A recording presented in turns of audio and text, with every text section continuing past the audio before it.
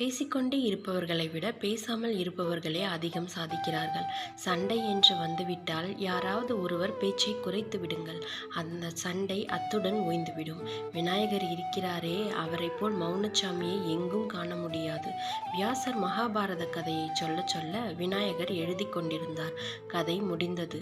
வியாசர் விநாயகரிடம், விக்னேஸ்வரா, கிட்டத்தட்ட 20 லட்சம் வார்த்தைகள் பேசிவிட்டேன். நீங்கள் எழுதும்போது ஒரு சந்தேகம் கூட கேட்கவில்லை. ஒரு வார்த்தை கூட பேசாமல் உங்களால் எப்படி இருக்க முடிந்தது என்றார்.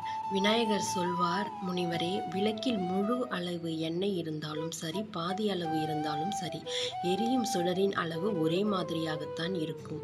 அதுபோல் தேவர்கள், மனிதர்கள், கந்தர்வர்கள் என உலகில் எந்த பிரிவினராயினும் பிராணவாயுவின் அளவு ஒன்றாகத்தான் இருக்கும். இதில் அவர்கள் எந்த அளவு பயன்படுத்துகிறார்களோ அதை பொறுத்து வாழ்நாள் அமையும்.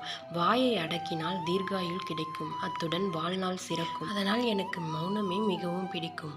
முழு முதற் கடவுளை மௌனமாயிருக்க சொன்ன பிறகு தேவையில்லாமல் பேசுவதை குறைத்து கொள்வீர்கள் தானே?